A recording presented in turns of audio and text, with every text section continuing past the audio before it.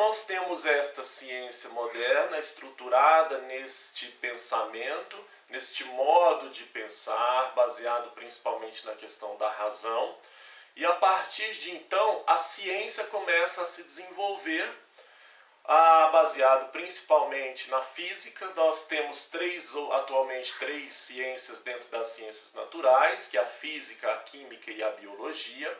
A física, baseado principalmente nas ideias de Newton, que estabeleceu as leis de Newton, que eram tidas como ideias verdadeiras e que poderiam ser generalizáveis para qualquer outro assunto, outra questão. A física, então, neste momento, ela começou a se desenvolver e começou a ser tida como a ciência verdadeira, né? Conhecido este período como um período de ciência mecanicista.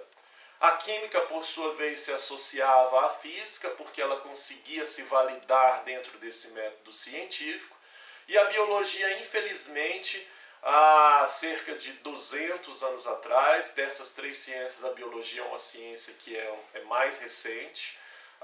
Por volta de 1800 é que ela começou a se estruturar enquanto biologia. Até então tinha áreas desassociadas, como por exemplo da fisiologia, da anatomia, da botânica, mas a partir de 1800 é que ela começa então a se estruturar enquanto uma ciência única, mas ela sofre vários problemas justamente porque a biologia é uma ciência que, para se validar, nem sempre se valida com experimentos.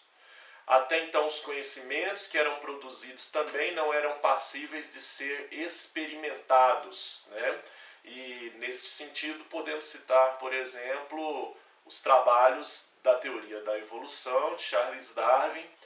Charles Darwin, em 1859, publicou o livro A Origem das Espécies, e o seu livro não foi muito bem aceito no meio científico, até porque Darwin não conseguia explicar este processo evolutivo de modo empírico. Não era possível se fazer experimentos para de fato comprovar que a teoria evolutiva existia, e é por isso então que os trabalhos, inclusive de Charles Darwin, não foram muito bem aceitos naquele tempo, e somente no início do século XX é que se resgatou os trabalhos de Darwin, juntou esses trabalhos com os trabalhos da genética, que até então já estava também começando a ser construída. Resgataram-se os trabalhos de Mendel, que foi outro grande colaborador dentro da biologia, e eis então que se associou genética e evolução, e aí sim a biologia começa a se firmar mais como uma teoria, como uma ciência única, e a partir de então a gente tem um desenvolvimento maior dessa ciência.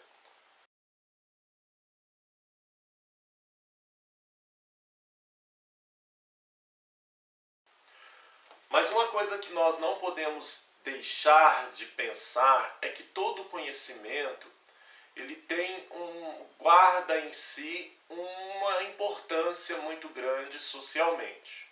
O conhecimento, eu costumo dizer que conhecimento é poder.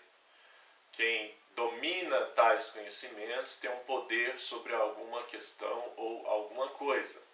Nesse sentido, quando a gente pensa em nações, quando a gente pensa em estados, quando a gente pensa em continentes, aqueles que dominam uma maior quantidade de conhecimento tendem a ser aqueles que dominam outros povos, outras nações. Então, por isso digo que o conhecimento é poder. E ao pensarmos na construção do conhecimento científico, então, não podemos desassociar em momento nenhum essa produção desse conhecimento científico aos fatos históricos, aos interesses ideológicos, aos interesses políticos, aos interesses sociais da época. Lembrando que estes interesses nem sempre vão ao encontro dos interesses da maioria da sociedade. Então, o conhecimento científico, em muitos momentos históricos, ele é direcionado para servir interesses de grupos hegemônicos, servir interesses de nações, de governos, e, nesse sentido, a população, muitas vezes mais carente, que é a maioria, ela não é muito bem atendida de modo como esse conhecimento científico é tendenciado. Exemplos disso nós temos no início do século XX, nos momentos entre guerras, da Primeira e Segunda Guerra Mundial, a química e a física receberam grandes incentivos mundiais para que pudesse produzir conhecimento, uma vez que produzir armas químicas e bélicas vindas do conhecimento físico eram muito importantes para aquele contexto, para aquele cenário. Então, a biologia, neste momento, mais uma vez, ela foi prejudicada. Apenas a partir de 1945, com o final da Segunda Guerra, é que acaba-se este incentivo, motivado por outros interesses e outras questões, e que outras ciências, outros modos de produzir conhecimento, então, conseguiram se firmar. Então, não dá para a gente pensar na produção de um conhecimento científico sem que ele seja com um viés intencional de algum grupo, de algumas pessoas, de um momento histórico. Então, este método científico que nós temos e que foi construído lá naquela época, entre o século XVI até o século XVII, XVIII, é um método científico, no caso, que se baseia dentro dessas proposições de pensamento da época. Nestas proposições de pensamento, a gente destaca Auguste Comte, que, baseado nas ideias de Bacon, de Galileu, Descartes, estabeleceu algo que ele chamou de positivismo. O positivismo, que hoje é um modelo de pensamento de construção de conhecimento e que influenciou muito as questões de desenvolvimento civilizatório, ele dizia que o único conhecimento verdadeiro, chamado também de positivo, era o conhecimento científico. Então, o positivismo foi justamente um momento de produzir conhecimento em que se tentava completamente abolir a necessidade, abolir o vínculo com o conhecimento religioso e com o conhecimento dito metafísico que partia para o campo das abstrações. Esse positivismo, também relacionado mais para frente a um outro nome, positivismo lógico, ele foi muito responsável por matematizar a ciência, porque ele reforçava alguns aspectos. O primeiro deles, a observação neutra. O segundo, o exercício da experimentação, experimentos repetitivamente realizados. E o terceiro, a inserção da matemática. Dizia-se a alguns que a natureza estava aí para ser matematizada. Então, este modelo de pensamento influenciou muito no modelo de construção da sociedade. A partir desse momento, criou-se aquele pensamento de que, para desvendar a natureza, a gente precisava desmembrá-la, fragmentá-la, para assim conhecermos a natureza em suas partes. Pascal tem um princípio que diz que as partes estão no todo e o todo estão nas partes.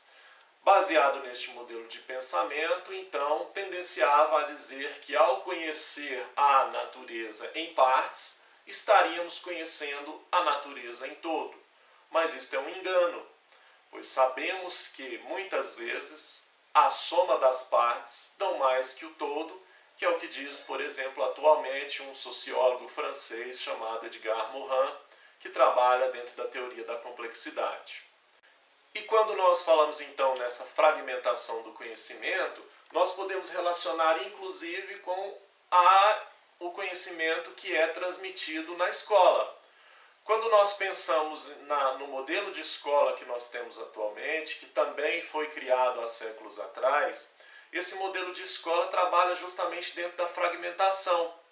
Então, as disciplinas que nós temos, por exemplo, as disciplinas que nos referem ao nosso caso, ciências e biologia, elas foram pensadas e até hoje são trabalhadas de um modo fragmentado.